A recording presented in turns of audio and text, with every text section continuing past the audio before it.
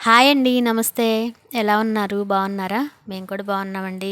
ఇదైతే మంగళవారం రోజు ఉదయాన్నే అయితే లేచేసి ఉదయాన్నే 6 గంటలకే నిద్ర లేస్తాం కదా! ముందు లేచేసి బియ్యం కడిగి పెట్టేశాను. ఇంక ఫ్రిడ్జ్‌లో కూరగాయలు ఉంటే అవైతే బయట పెట్టేశానండి. ఈరోజు కూరకు కావాల్సినవి కాకరకాయల సంగతి అసలు మర్చిపోయానండి. ఎప్పుడైతే తీసుకురాగానే ఫ్రై చేసి పక్కన పెట్టేస్తాను. ఈసారి మర్చిపోయాననమాట. ఇంక అందుకని అయితే పక్కన పెట్టేశాను. బెండకాయ పులుసు పెడదామని అయితే బెండకాయకి అన్నీ రెడీ చేస్తున్నాను అనమాట. చింతపండు నానేసాను. ఇంతలోపు వేడి నీళ్ళు పెట్టానండి తాగటానికి. ఆ వేడయ్యేలోపు ఇవన్నీ రెడీ చేసి పెట్టేస్తున్నాను అనమాట. ఇవన్నీ రెడీ అయ్యేసరికి వేడి నీళ్ళు అయిపోయినాయి. ఇంకొక గ్లాసులో పోసి ఇంకా నేను మా అమ్మాయి మా వారైతే తాగేస్తాము. మా వారైతే ఇంక టిఫిన్ చేసి వెళ్ళిపోతా ఉన్నారు. ఇంకా బాక్స్ తీసుకొని ఇంకా అందుకైతే ఫాస్ట్గా అయితే రెడీ చేస్తున్నానండి. ఇలాగైతే ముందు ఉదయాన్నే కంపల్సరీ వేడి నీళ్ళు అయితే తాగుతాము. అది అలవాటు అయిపోయింది. తాకపోతే ఇంకా రోజు ఏదోలా ఉండిద్ది అనమాట. కంపల్సరీ వేడి నీళ్ళు తాగేసేసి ఇంకా బ్రష్ చేసుకొని ఇంకా ఫ్రెష్ అయిపోయి స్నానం చేసే వంట చేయాలి అని మాకైతే అదేం ఉండదండి. మా సైడు బ్రష్ చేసి నీట్గా తలదువ్వేసుకొని నీట్గా ఫేస్ వాష్ అవి చేసుకొని ఇంకా కిచెన్లోకి అయితే వచ్చేసి వంట అయితే చేసేస్తానండి. ఇంక ఈలోపు మా అమ్మాయి అయితే ఇల్లు చిమ్మేసి ఇల్లు మాపు పెట్టేసిద్ది. ఇంక వంట చేసేసి నేనైతే క్యారేజీలు కట్టేస్తాను. ఇంక వాళ్ళైతే వెళ్ళిపోతారు. ఇంక బెండకాయ పులుసుకి అయితే ఇలా మొత్తం కట్ చేస్తున్నానండి బెండకాయలు. ఇంక బెండకాయలు అవి పాడైపోతాయి కదా! ఇంక తెచ్చిన వాటిలో కూరగాయలు దొండకాయలు, బెండకాయలు, వంకాయలు, క్యాబేజీ, క్యారెట్ ఇవన్నీ తీసుకొచ్చారు కదా! ఇంకా ఇలాంటివన్నీ ముందు పాడైపోయాయన్నీ ముందు చేసేస్తాను. ఇంకా కాకరకాయ అనుకోండి ఇంకా ఫ్రై చేసి పక్కన పెట్టేసానంటే ఇంకేదన్నా అప్పటికప్పుడు ఏదన్నా పచ్చడి కానీ పప్పు కానీ చేసినా ఇంకా అది సైడ్ కూరగా అయితే ఉండిపోయిద్దండి. ఇంకా బెండకాయలు అయితే కట్ చేసి పొయ్యి మీద కర్రీ పెట్టేశాను. ఒక పక్క రైస్ పెట్టేశాను. ఇంకా కాకరకాయలు కూడా కట్ చేసి పైన పీల్ అంతా తీసేసి కట్ చేసి ఒక గిన్నెలో వేసేసి ఉప్పు పసుపు వేసి మూత పెట్టేస్తానండి. ఇంక తర్వాత పని అంతా అయిపోయిన తర్వాత ఎప్పుడో మధ్యాహ్నానికి ఫ్రై చేస్తాను. చిన్నగా దానిలో చేదంతా దిగిపోయింది ఇంతలోకి అది నీట్గా పిండేసేసి ఫ్రై చేస్తానండి. చేదు అనేది ఉండదన్నమాట. అట్లా పక్కన పెట్టేసామనుకోండి మనకి వీలైనంతసేపు ఒక నైట్ ముందే రోజు నైట్ అయినా ఇట్లా కట్ చేసి పక్కన పెట్టేసుకొని ఉదయాన్నే కట్ చేసుకొని ఉదయాన్నే ఫ్రై చేసుకున్నా కానీ దానిలో చేదంటూ ఏమి ఉండదండి. అసలు ఊరికి కొంచెం దానిలో వాటర్ అంతా పిండేసేసి మామూలు ఒక్కసారి మంచినీళ్ళు పోసేసి ఇంకా పిండేసేసామంటే దానిలో అసలు ఇంకా చేదు అనేది ఉండదండి. కాకరకాయ ఫ్రై అయితే చాలా బాగుండిద్దండి. చేదు అనేది లేకుండా పిల్లలు ఇష్టంగా తింటారు. నేనైతే ఇప్పుడే ఇలాగే చేస్తాను. ఎక్కువసేపు పక్కన పెట్టేస్తాను. ఉప్పు పసుపు వేసామంటే చాలు. ఒక్కొక్కళ్ళు అయితే బియ్యం కడిగి నీళ్ళు వేస్తారు, చింతపండు రసంలో ఉడకేస్తారు, ఒక్కొక్కళ్ళు ఒక్కో రకంగా చేస్తారు. నేనైతే ఇట్లాగే చేస్తానండి. అసలు చేదు అనేది రాదనమాట. ఇంకా కట్ చేసిన తర్వాత గిన్నెలో వేసి కొంచెం సాల్ట్ పసుపు వేసేసి మూత పెట్టేసి పక్కన పెట్టేస్తాను. ఇంకా నాకు తిన్న తర్వాత మధ్యాహ్నం కానీ ఇంకా సాయంత్రం లోపు కానీ ఎప్పుడోకప్పుడు ఫ్రై చేస్తాను. ఇంకేలా అయితే మొత్తం పక్కన పెట్టేసేసి ఇంక ఈలోపు వంట కూడా కంప్లీట్ అయిపోయిందండి. ఇంక మా అమ్మాయికి కూడా క్యారేజ్ కట్టేసి మా వారికి కూడా క్యారేజ్ ఇచ్చి పంపించేశాను. ఇంకా అన్నీ షూట్ చేయడానికి అయితే కుదరదండి. ఇంకా హడావిడిలో ఉంటాం కదా! పొద్దున్నే క్యారేజీలు కడతా వాళ్ళకి కావాల్సిన అన్ని టిఫిన్స్ అన్నీ అందిస్తా హడావిడిలో ఉంటాం కాబట్టి ఇంకా అన్నీ చేయడానికైతే అస్సలు కుదరదండి. అన్నీ వీడియో షూట్ చేయడానికైతే అస్సలు కుదరదు. ఇంకా కాకరకాయలు అవి కట్ చేశాను కదా! ఇంకా ఒకసారి బండంతా అయితే ఒకసారి క్లీన్ చేసుకుంటాను. మళ్ళీ క్యారేజీలు కట్టాలి కదా! ఒక్కసారి తడిగుడ్డతో అలా తుడిచేసానంటే నీట్గా ఉండిద్దండి. ఇంకా పొద్దస్తమానం తుడుచుకోకుండా ఇంకా కూరగాయలన్నీ కట్ చేసిన తర్వాత ఇలా ఒకసారి తుడిచేసేసి తడిగుడ్డతో తుడిచేసి పక్కన పెట్టేస్తాను. ఇంక ఈలోపు అయితే వంట కూడా కంప్లీట్ అయిపోయింది. ఇంకా మా అమ్మాయికి అయితే క్యారేజ్ పెట్టేస్తున్నానండి. ఇంక తర్వాత కొంచెం పెరుగన్నం, కొంచెం కూరన్నం, మామూలు పొడన్నం కర్రీ పెట్టేశానంటే క్యారేజ్ కట్టేస్తే ఇంక మా అమ్మాయి అయితే ఈలోపు టిఫిన్ చేసేసి ఇంకా రెడీ అయిపోయి వెళ్ళిపోయిద్ది అనమాట. ఇంక తర్వాత నేను కూడా స్నానం చేసి వచ్చి ఇంక ఫ్రెష్ అయిపోయి ఇంక పని ఏమి ఉండదండి. ఇంకా ఫ్రెష్ అయిపోయి ఇంకా నా దేవుడికి అయితే దీపం పెట్టుకుంటాను. దేవుడికి దీపం పెట్టుకోవాలంటే నిన్నైతే ముందు రోజు సామాన్లు ఏం క్లీన్ చేసుకోలేదు. ఇంక అందుకని అయితే ముందు దేవుడి సామాన్లు అయితే అక్కడ తీసి దీపం పెట్టుకునే కుందులు ఇవన్నీ అయితే క్లీన్ చేసుకుంటున్నాను. ఇందాక పులుసులోకి పిండాను కదా చింతపండు, ఆ చింతపండు ఉందండి. దాన్ని పెట్టేసి అయితే దానిలో కొంచెం సాల్ట్ వేసేసి ఇతర సామాన్లన్నీ తోమేస్తానండి. చాలా ఈజీగా క్లీన్ అయిపోతాయి. చాలా బాగుంది. నేను ఎప్పుడైనా ఇలాగే చింతపండు పిండి వేసినప్పుడు పులుసు కూరల్లో కానీ దేనికైనా ఇలా చింతపండు ఉందంటే మాత్రం దాన్ని వేస్ట్ చేయను. ఇట్లాగే దేవుడి సామాన్లు కడిగేస్తానమాట. నిన్న క్లీన్ చేయలేదు ఎందుకంటే నిన్న ఎగ్స్ తిన్నాము, నాన్ వెజ్ తిన్నాం కాబట్టి నిన్నైతే అసలు దేవుడి పటాలు ఏం క్లీన్ చేయలేదు. లేదంటే ముందు రోజే మొత్తం క్లీన్ చేసి పెట్టేసుకుంటానండి. ముందు రోజు నైటు తిన్నయి కడిగేసుకుంటాను కదా అంట్లు అవి. అప్పుడే నైటే క్లీన్ చేసి పెట్టేసుకుంటాను. ఇంక ఉదయాన్నే లేచేసి దేవుడి మందిరం క్లీన్ చేసే పని ఉండదనమాట. ఇంకా నేనైతే క్లీన్ చేయలేదు కదా, ఇంకా అందుకని ఈరోజు స్నానం చేసి నీట్గా ముందు దేవుడి దగ్గర అన్నీ తీసేసి ఇలాగైతే క్లీన్ చేసుకుంటున్నానండి. ఏ పని చేసినా చేయకపోయినా ముందు దీపం పెట్టుకుంటే అదొక ప్రశాంతంగా ఉండిద్దండి.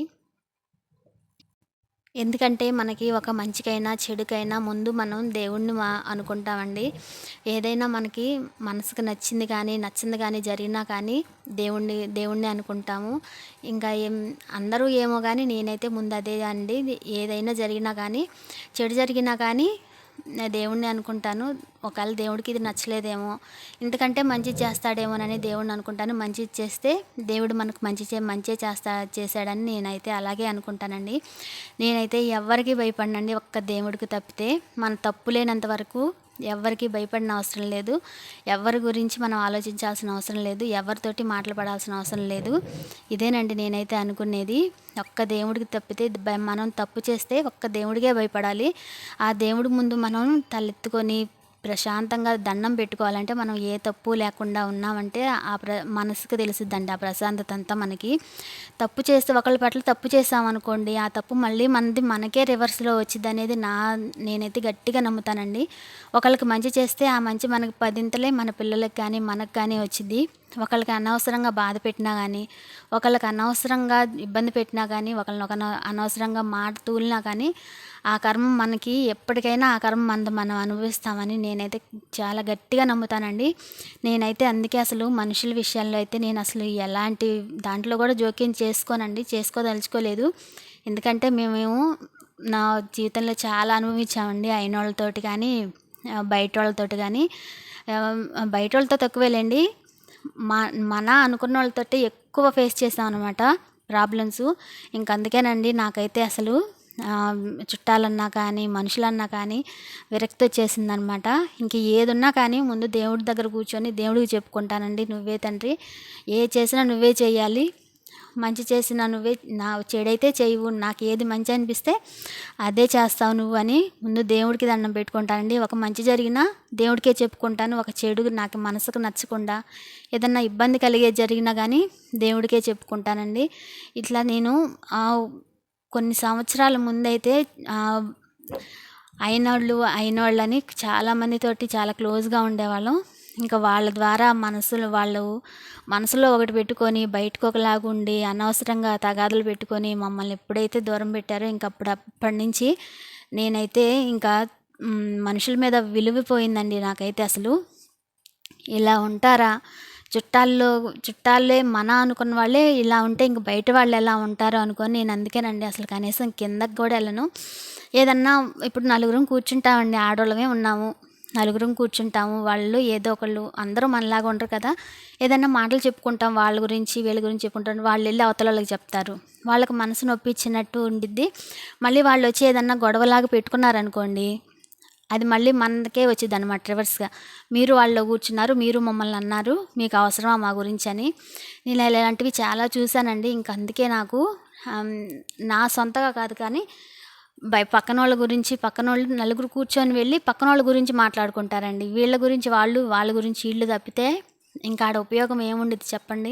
ఇంకా అట్లా మాట్లాడుకొని మనం క్లోజ్గా ఉండి అనుకొని మన దగ్గరకు వచ్చి మాట్లాడి మన మనసులో చెప్పిన వాళ్ళు మనసులో మాటలు మనకు చెప్పి మన మనసులో మాట వాళ్ళకి చెప్పి మన అనుకోబట్టే అలా చెప్పుకుంటాం కదండి. వాళ్ళు అవతలకి వెళ్ళేసి వాళ్ళు వేరేలాగా ఉద్దేశంగా మన గురించి చులకనగా మాట్లాడుకోవటం, మనం వాళ్ళ గురించి చులకనగా మాట్లాడితే ఇంకా మా ఫ్రెండ్షిప్కి కానీ ఆ మాటలకు కానీ విలువ ఉండదు కదండి. నేనైతే అదే ఫీల్ అవుతాను. నేను చూసిన వాళ్ళల్లో నేను అదే ఫేస్ చేశానండి. చాలా అంటే చాలా నేను అదే ఫేస్ చేశాను. మన ముందేమో మన వాళ్ళలాగా ఉంటారు, పక్కకి వెళ్ళి వాళ్ళ పక్క మనల్ని చులకన చేసి మాట్లాడేవాళ్ళు తప్పితే మనకి విలువ ఇచ్చి మాట్లాడేవాళ్ళు ఉండరండి ఈ రోజుల్లో. డబ్బు ఉంటేనే విలువ, మంచితనానికి విలువ లేదు అన్నట్లు అయిపోయిందండి సమాజంలో. దీని గురించి మీరు ఏమంటారు నాతో తప్పకుండా కామెంట్స్లో చెప్పండి. మీలో ఎవరైనా ఇలాంటి ఫేస్ చేస్తున్నా కానీ మీకు ఇలాంటి వాళ్ళు తారసపడి ఉన్నా కానీ నాతో తప్పకుండా కామెంట్లు చెప్పండి. నేనైతే చాలా అండి ఒక్కటంటే ఒక్కడితాంతో పోయేది కాదనమాట. మళ్ళీ ఇలాంటివి నేను చెప్తే ఇబ్బందులు వస్తాయేమో, వాళ్ళు వింటారేమో, వీళ్ళు వింటారేమోనన్న భయం కూడా లేదండి నాకు. నేను అసలు అలాంటి వాటికి అస్సలు భయపడను.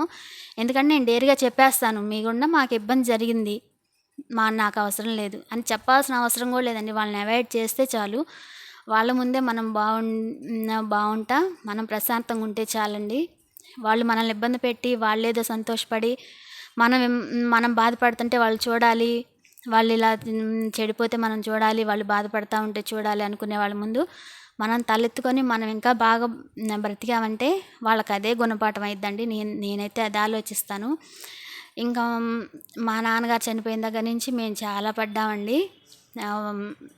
చాలా అంటే చాలా అనమాట. ఇంకా అయినోళ్ళలోనే మా నాన్న రక్త సంబంధికులే కానివ్వండి, మా రక్త సంబంధికులే కానివ్వండి, చాలా అవమానాలు ఫేస్ చేసాము. ఇంకా అవన్నీ తలుచుకుంటే ఇంకా చాలా మైండ్ అంతా డిస్టర్బ్ అయిపోయింది అనమాట. ఇంకా అవన్నీ వదిలేసి ఇంకా ఒక్కటే అండి, దేవుడు దేవుడు దేవుడు. నేనైతే అది ఒక్కటే డిసైడ్ అయిపోయాను. మనకు సాయం చేసేవాళ్ళు ఎవరు ఉండరు. ఏదన్నా ఓపుకుంటే దేవుడికి ఒక దండం పెట్టుకొని ఉండగలిగితే ఒక ఉపవాసం ఉండి మనకి చేతైనంతలో దేవుడికి పూజ చేసుకున్నామా, ఎక్కువ అలంకారాలు చేయాలా, ఆడంబరాలు చేయాలా, దేవుడికి ఇంకా ఎక్కువ హంగులు ఆర్భటాలు చేసి ఖర్చులు పెట్టి పూజ చేయాలా, నేనైతే ఇలాంటివి ఏమీ మనసులోకి రానివ్వనండి. అసలు నాకున్నంతలో అంత బెల్లం మొక్క పెట్టేసి ఉన్న పూలు లేకపోయినా 2 అక్షంతలు పెట్టేసేసి దేవుడి ముందు చేతులు ఎత్తి మనసారా దండం పెట్టుకుంటానండి. నువ్వు తప్పితే మాకు ఇంకొక దిక్కు లేరు తండ్రి అని దేవుడికైతే మనస్ఫూర్తిగా దండం పెట్టుకుంటాను. నేను నేర్చుకున్నది అదేనండి. మా పెళ్ళై ఇన్ని సంవత్సరాల్లో ఇన్ని ఇబ్బందులు ఫేస్ చేసిన తర్వాత నేనైతే నేర్చుకున్నది ఒక్కటేను, ఎవరి మీద ఆధారపడకూడదు, ఎవరి రూపాయికి ఆశించకూడదు, మన కష్టం మనకు చాలు, ఎవరి గురించి ఆలోచించకూడదు. ఎవరన్నా ఏదన్నా బాధల్లో ఉన్నారంటే సాయం చేద్దాం మనకున్నంతలో అన్నదొక్కటే అండి. మన గురించి నేనైతే ఒక్కోసారి అదే ఆలోచిస్తాను, మన గురించి ఇలా ఆలోచించే వాళ్ళే ఉండరే అని. ఆలోచించకపోయినా పర్లేదండి, నేను అసలు అవన్నీ కూడా మైండ్లోకి తీసుకోను. దేవుడు ఉన్నాడు, ఏదన్నా మనిషికి ఏదన్నా నెగిటివ్ థాట్ వచ్చినా కానీ దేవుడిని తలుచుకుంటానండి నేను. ఇంకా ఏదన్నా దేవుడి పాటలు పెట్టుకుంటాను, టీవీలో పెట్టుకుంటాను. ఇంకా అదే అండి, ఇంట్లో నేను ఒక్కదాన్నే ఉంటాను. పొద్దున్నే మా వారు వెళ్ళిపోతారు, మా అమ్మాయి వెళ్ళిపోయిద్ది కాలేజీకి. ఇంక సాయంత్రానికి వస్తారన్నమాట. ఈ సాయంత్రం దాకా నేను ఒక్కదాన్నే ఉండి నా మైండ్లో ఎన్ని ఆలోచనలు వస్తాయి చెప్పండి. ఇంకా అలాంటివన్నీ ఎదుర్కొని నేను ఒక్కదాన్నే ఉన్నానంటే నాకు దేవుడి మీద భక్తి అంత ఎక్కువైపోయిందనమాట. ఇదివరకు లేదండి నాకు. ఇలాంటి వాళ్ళ గురించి ఇన్ని రకాల మనుషులను చూసిన తర్వాత నా మైండ్ అలా మారిపోయిందనమాట. ఇంకా మనుషులతోటి అనవసరం, మనకి ఏదైనా దేవుడే చేయాలి. ఒక మంచి చేసినా ఆయనే. మనకి అది జరగలేదు అంటే దేవుని కూడా నిందించనండి నేను. అది జరిగితే మనకి ఏమైనా ఇబ్బంది వచ్చేదేమో, అది మనకు మంచిది కాదు కాబట్టి మనకు జరగలేదేమో అనుకుంటాను అంతే. కానీ నాకు ఇది జరిగిందని అహంకారంగా, జరగలేదని బాధపడిపోవటం అలాంటివైతే అసలు నేను అస్సలు అనుకోనండి. నాకేదన్నా ఒక అవసరం ఉంది, ఒకళ్ళ దగ్గర చేయి జార్చాలి అన్ని కూడా నేను అనుకోను. దేవుడికి చెప్పుకుంటానండి, తండ్రి నాకు ఈ అవసరం ఉంది, ఆ అవసరం కనుక మంచికే, మాకు మంచి అయితే నువ్వే సాయం చేయి తండ్రి అని అయితే దండం పెట్టుకుంటానండి. సాయం చేయమంటే ఆయన ఏదో మనకి కోట్లు ఒక్కసారి కుమ్మరిస్తారని కాదండి, మనకు తగిన మార్గం చూపిస్తాడు ఆ టయానికి. మనకి ఆ పని జరిగిపోవటానికి ఒక మార్గం, ఒక మనిషి రూపంలో కానీ ఎవరో ఒకళ్ళ రూపంలో కానీ మనకి ఆ టయానికి మనకి ఆ పని జరిగిపోయేలాగా చూశాడంటే ఆ పని మనకు మంచిదనే నేను అనుకుంటానండి. లేదు అది జరగలేదనుకోండి, అది మనకి సూట్ అవ్వదు కావాలా, అందుకే దేవుడు వెనక్కేశాడు, ఇబ్బంది ఏం లేదు, ఇది కాదు ఇంకోటి అనుకుంటానండి. నా మైండ్ అయితే పూర్తిగా అసలు మారిపోయిందండి. నా మైండ్ ఇప్పటికీ ఇంతకు ముందు ఉన్న దానికి చాలా డిఫరెన్స్ వచ్చేసిందండి. నేనే మార్చేసుకున్నాను. ఎందుకంటే ఇంత రకాల మైండ్లు, ఇంత రకాల మనుషుల్ని చూసిన తర్వాత నా మైండ్ సెట్ అంతా ఇలా మార్చేసుకున్నాను అనమాట. రకరకాల మనుషులండి, ఒక రకం మనుషులు కాదు నేను చూసింది. మన దగ్గర ఒకలాగా ఉంటే పక్కన వెళ్ళి ఒకలాగా ఉంటా. ఇంకా చుట్టాలు లేరు, పక్కాలు లేరు, అయినోళ్ళు లేరు, బయటోళ్ళు లేరండి. అందరూ అలాగే ఉన్నారనమాట. అవసరానికి డబ్బులు తీసుకొని డబ్బుల కోసము మాట్లాడిగేవాళ్ళు. మనం వాళ్ళకి అవసరం ఇచ్చాము, కానీ మనం డబ్బులు మనం అడిగితే మనమే తగాదని పెట్టుకునేవాళ్ళు. ఇంకా వాళ్ళకి ఏదన్నా అవసరం అయ్యి మనం వెళ్ళి అనుకొని మనం పని చేస్తాం, అన్నీ ముందుండి చేస్తాము, తర్వాత మనం లెక్క లేకుండా పోతాం అలాంటి వాళ్ళకి. వీళ్ళు ఏం చేశారు, వీళ్ళంతా ఏమి చేయనోళ్ళు మంచోళ్ళు అయిపోతారు, చేసేవాళ్ళు ఎప్పుడు వెనకే ఉండిపోతారు. కానీ నేను అలాంటివన్నీ ఏం మనసులో పెట్టుకోనండి. ఎప్పుడు ఎవరికి ఏది చేసినా మంచే చేస్తాము. ఆ మంచి మన పిల్లలకైనా వస్తుందనే అదే మైండ్లో ఉంటానండి. వాళ్ళలా వీళ్ళెలా అయినైతే నేను అస్సలు ఒక్కళ్ళ గురించి అయితే అస్సలు ఆలోచించను. కాకపోతే మన గురించి ఎవరైనా ఏదన్నా అన్నారంటే ఒక 2 నిమిషాలైనా బాధపడతానండి. మన ప్రమేయం లేకుండా మనం వాళ్ళ గురించి అసలు ఆలోచించము. మన గురించి వాళ్ళు ఎందుకు అంటున్నారా అని అయితే కొంచెం బాధపడతాను. తర్వాత దేవుడికి దండం పెట్టుకొని ఇంక అది కూడా మర్చిపోతానండి. కొంచెంసేపు బాధపడి, కానీ మనుషులం కదా, ఇంకొంచెం అదైతే మైండ్లో పడిపోయిద్ది. ఇంక ఇలా అయితే దేవుడి కాడే భయపడతాను, నేను ఎవరి కాడ భయపడను. నేను ఇప్పుడు దాకా మీ అందరితో షేర్ చేసినవి స్వతహాగా నేను నా స్వానుభవంలో తెలుసుకున్నాయండి. ఇలాంటివి ఎన్నో ఉన్నాయి అన్నమాట. ఇంకా ముందు వీడియోస్లో మీ అందరితో చెప్తాను. ఇదండి ఈరోజు వీడియో. మరో మంచి వీడియోతో మళ్ళీ కలుద్దాం. నమస్తే.